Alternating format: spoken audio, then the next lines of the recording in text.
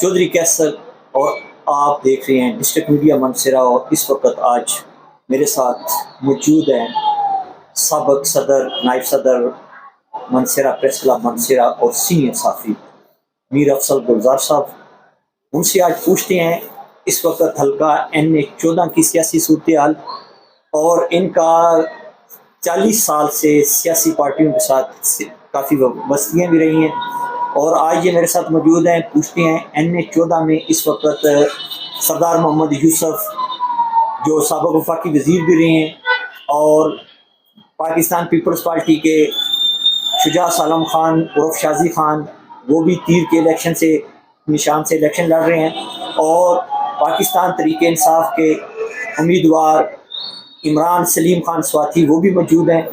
पूछते हैं इस वक्त जो सियासी सूरत हाल चल रही है। मीर अफजल गुलजार साहब, बहुत शुक्रिया आपका, आप स्टूडियो में तशरीफ लाए। बताइएगा कि इस वक्त जो सियासी सूरत हाल है आप किस तरफ देखते हैं? जी चौधरी साहब, बहुत शुक्रिया, आपने मुझे मौका दिया बोलने का। गुजारिश ये है कि ये इलेक्शन 2024 अपनी नौयत का मनफूद इलेक्शन है, ना इसमें वो जज्बात हैं और ना लोगों के वो एहसासात हैं। बस इलेक्शन हो रहा है, आस्ते आस्ते इसमें तेज़ी आई है और अब ये आखिरी मराहल में दाखिल हो चुका है। 7 दिन रह चुके हैं। 7 दिन के अंदर जो है क्या कैंपेन करेंगे, क्या तारुफ होगा, वो तो इनका मरहला आस्ते आस्ते। आपने यहाँ तक सवाल आपका कि इसमें पोजीशन क्या है, ये जो कैंडिडेट तकरीबन हल्का NA-14 पर 3 से 4 कैंडिडेट है और मुकाबला 3 के दरमियान है।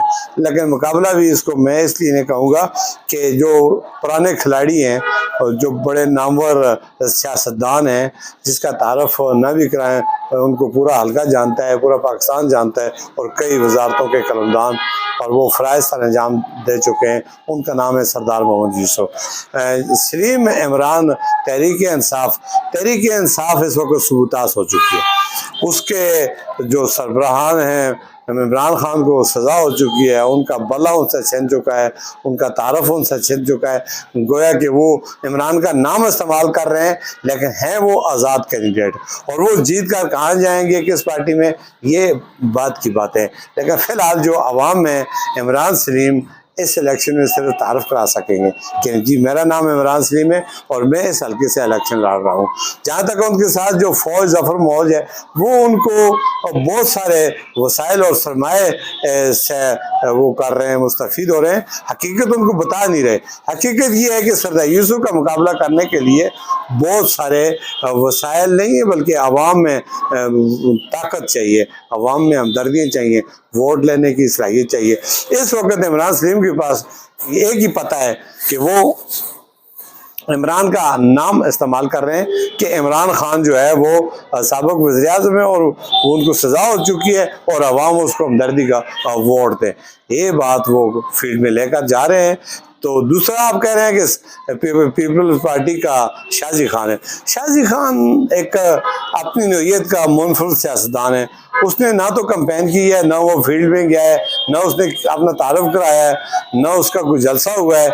उनसे मेरी एक दफ़ा बात भी हुई थी तो उन्होंने कहा था मीर अफजल साहब इलेक्शन लड़ना हमारी ज़रूरत नहीं बल्कि पार्टी की है। हमारा मकसद ये होता है कि हम इलेक्शन में हिस्सा लें और दाखिला करवाएं। बाकी सामने नज़र आ रहा है कि सरदार यूसुफ की जो बर्तरी, वो मैं ये तजिया नहीं कर रहा, लेकिन सरदार यूसुफ को हराना भी इतना आसान काम तो है नहीं है कि उसका अपना एक हल्का अहबाब है, उसके अपने वोटर सपोर्टर हैं, वो पिछले 40 सालों से इस फील्ड में है। उसने क्या खोया क्या पाया उसका हिसाब वो अवाम खुद करेंगे, उस पर मैं क्या कहूँ। बाकी पाकिस्तान तरीके इंसाफ के जो कैद थे इमरान खान, उनको परसों 10 साल सज़ा हुई। कल उन्हें तोशाखाना में उनको और उनकी मिसेस को 14 साल सज़ा हो गई। इसके बाद जो आपने अभी एक सवाल बताया है कि जी ये सब आज़ाद उम्मीदवार हैं, बिल्कुल आपकी बात बिल्कुल ठीक है, क्योंकि इनसे मकसद। तो आप क्या समझते हैं कि पाकिस्तान तरीके इंसाफ का क्या मुस्तकबिल आपको नजर आ रहा है? मुस्तकबिल उनके कैंडिडेट कह रहे हैं कि हम पहले तो जीतने के मराहल से निकलेंगे। अगर ऐसा कहीं हो भी गया, जीत भी गए, तो पहली फुर्सत में वो असम्बली में देखेंगे कि उनकी पोजीशन क्या है, क्या वो अपोजिशन के काबिल हैं या हुकूमत के काबिल हैं। उसके बाद उन्होंने फौरी तौर पर फैसला करना है कि वो आज़ाद पोजीशन में है, उन्होंने किसी पार्टी में जाना है। अगर वो किसी पार्टी में चले गए तो तहरीक इंसाफ का तो फिलहाल तस्वर करना बहुत मुश्किल है। थोड़ा सा मैं यहाँ ये इजाफा करता चलूँ, सलीम इमरान कल मेरी उनसे मुलाकात हुई है। बज़ाहिर वो बड़ा शरीफ आदमी मुझे लगता है और वो सॉफ्ट इंजीनियर है और उसके बड़े अच्छे ख्यालात हैं। मेरी उनसे थोड़ी सी मुलाकात हुई, उस पर मैंने सवाल जवाब भी किए, तो मुझे बड़ी इस चीज़ की वो हुई। इस वक्त हल्के में जो लोगों ने सबज बात दिखा रहे हैं और जो वो लोग वो कह रहे हैं कि जी 8 तारीख आपने ये करना है, आप उस तरह होंगे, ऐसी बात नहीं है। 8 तारीख बहुत मुश्किल काम है कि वहां तक वो हदफ पूरा करना। वो 1.5-2 लाख वोट है, इन वोटरों का वोट लेना, वोट पोल करना और उनकी हमायत हासिल करनी, ये बड़ा मुश्किल काम है, ये इतना आसान नहीं है। इमरान सलीम साहब इस वक्त आप देख रहे हैं कि पोस्टरों पे, अखबारात, सोशल मीडिया पर लाखों में नहीं है, तो वो लोग जो गारंटियां दे रहे हैं उनको, ये उनको गारंटियां ना दें बल्कि उनको हकीकत में वोट लेकर दें। वो फील्ड में लोगों को बताएं कि इमरान सलीम का विजन ये है और वो इस प्रोग्राम के तहत फील्ड में आए और सरदार मोहम्मद यूसुफ का वो मुकाबला कर रहे हैं। तो उस पर रहम करें, उस पर तरस खाएं, उसको उसकी किश्ती को माथा डुबोएं। उसके साथ अगर किसी ने चलना है तो खुलकर उसकी इंसानी हमदर्दी करें, उसको बताएं वो ऑनेस्ट आदमी है, वो नौजवानों के लिए अच्छी बात रखना चाहता है, वो अपने ज़िले की तमीरी तरक्की में अच्छी बात करना चाहता है, वो बहुत आगे जाना चाहता है, लेकिन वो इस फील्ड में अभी नाबलद है, ना उसको सियासत का पता है और ना उसका तजर्बा है और ना उसने ये दाव पेच देखें कि सियासत खिदमत इंसानियत होती किस तरह है और वो खड़ा भी किसके मुकाबले में। तो आप देखें जमीयत उलमा इस्लाम मनसरा, उसने शाजी खान की हमायत का ऐलान किया हुआ है कि आपको पता है उनकी वो सीट रेसमेंट भी हुई है। और आप अहमद शाह को भी जो है उसको भी आप इग्नोर नहीं कर सकती हैं, साबिक एमपीए भी आपके इस वक्त जो मियाँ ज़िया रहमान साहब हैं उनका भी काफ़ी सरदार साहब के साथ जुनैद कासिम को टिकट देने की वजह से उनका भी काफ़ी वो जो है मामला चल रहे हैं।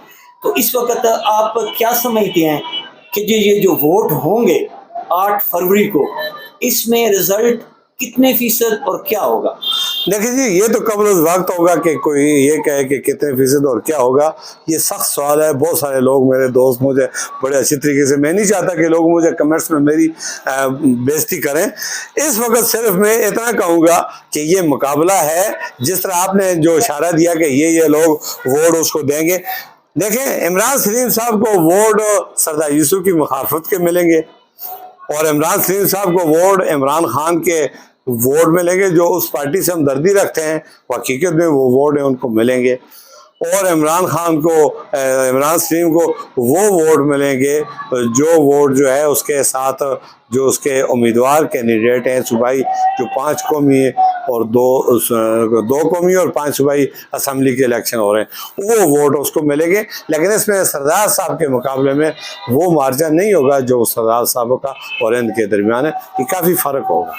मतलब है, आपके कहने का मतलब ये है कि आप 8 फरवरी का जो रिजल्ट है वो सरदार यूसुफ के हक में दे रहे? नहीं, मैं तो नहीं कह रहा, हकीकत में सरदार यूसुफ को आखिर गिराना भी मैं समझता हूँ, क्योंकि मैं फील्ड में देखता हूँ, लोगों को देखता हूँ, उनके जज्बात देखता हूँ। एक आदमी का तारफ ही नहीं हुआ, एक आदमी को कोई जानता भी नहीं है, पहली दफ़ा वो फील्ड में आया है, तो किस तरीके से कामयाब होगा वो। यहाँ पर पिछली दफ़ा सरदार शाहजहां यूसुफ के मुकाबले में, जो सरदार यूसुफ से आपके फर्जंद हैं, साबिक वफाकी वजीर भी रहे हैं, उनके मुकाबले में मतलब हाजी साले मोहम्मद खान इलेक्शन में हिस्सा लिया और उनके मुकाबले में वो जीत गए थे।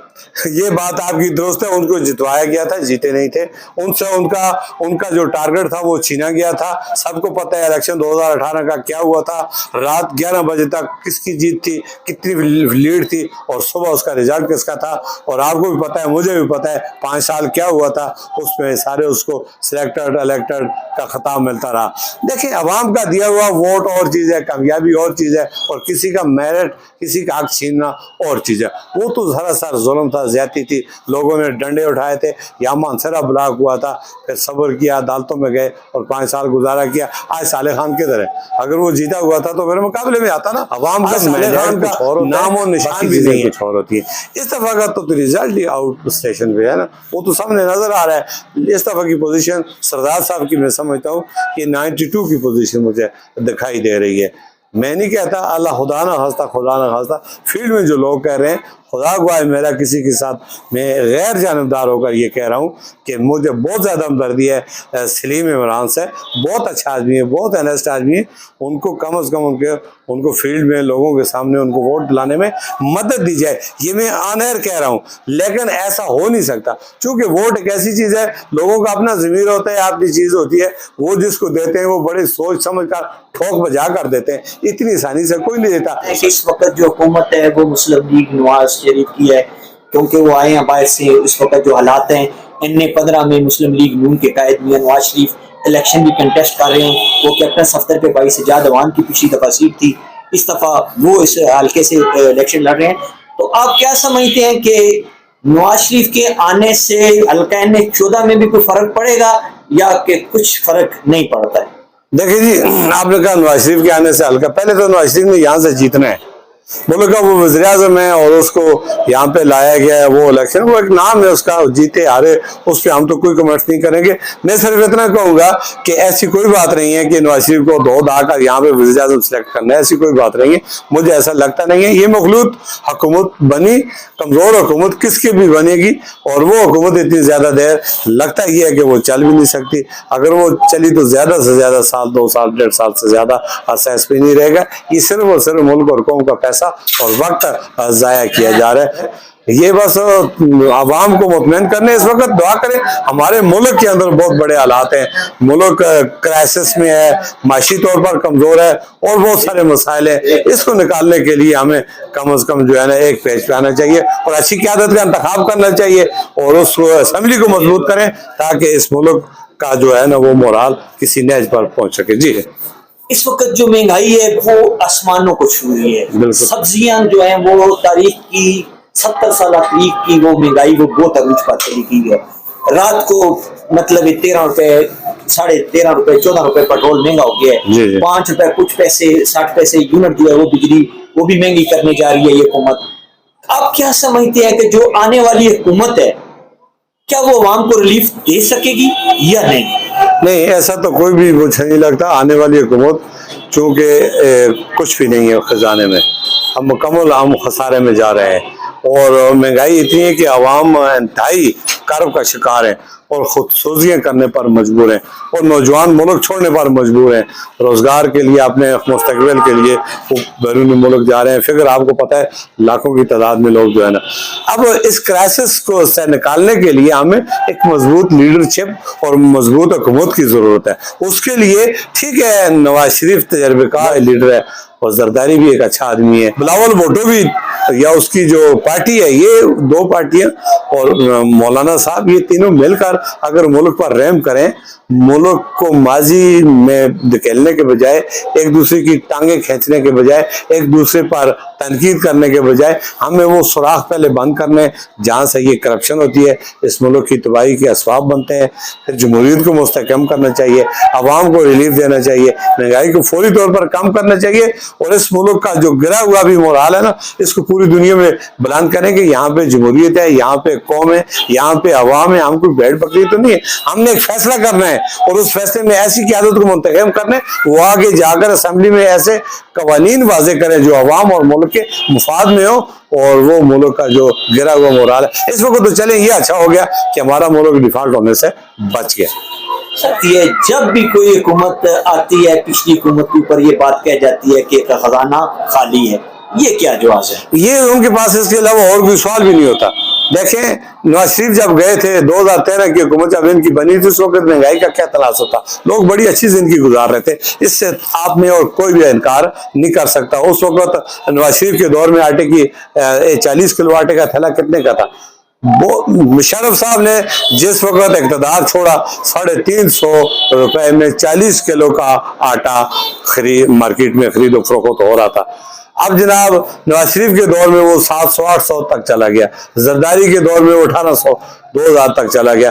आगे देखें फिर इमरान खान की हुकूमत आई तो वो 25 से 3000 तक चला गया। अब पीडीएम और अभी को जो सूरत हाल है वो 6000 में चली गई। ये दिन ब दिन कह रहा बढ़ता गया, इसलिए बढ़ता गया। ये जो फौज जफर मौज को खजाने पर बनी हुई है, ये जो लोग याशी कर रहे हैं और टैक्स गरीब लोगों पर और बहुत गरीब अवाम पर, और जो बड़े हैं वो बदस्तूर वहीं हैं, पैसा यहाँ पे कमाते हैं और बैंक को बाहर के बैंकों में वो रखते हैं।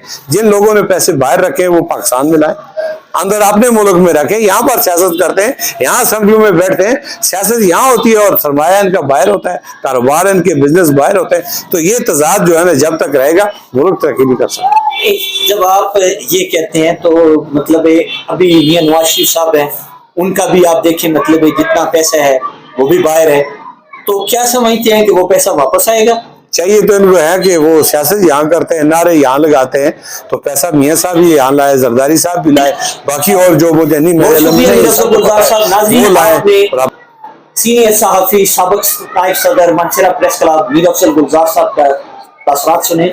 उनका कहना था कि हल्का MA14 जो कि पिछले 40 सालों से सरदार मोहम्मद यूसुफ इस हल्का पर राज कर रहे हैं, और MA14 इस दफा जो है वो सरदार मोहम्मद यूसुफ की गिरफ्त में है, और सरदार मोहम्मद यूसुफ इस हल्का से भारी अक्सरियत से कामयाबी हासिल करेंगे। क्यों कि इस वक्त जो उनके मद्दे मुकाबल हैं इमरान सलीम खान स्वाति, वो सिर्फ इस दफा अपनी जो है वो एक इलेक्शन कैंपेन के जरिए अपनी निशानी वो अपने आप को बता रहे हैं कि मैं तारफ करवा रहे हैं कि जी मैं MA14 से एक मजबूत उम्मीदवार हूँ। जबकि उनका ये भी कहना है कि पाकिस्तान पीपल पार्टी के शाजी खान जो उनके मुकाबले में है, वो भी इस वक्त उस पोजीशन में नहीं है कि सरदार साहब का मुकाबला किया जा सके।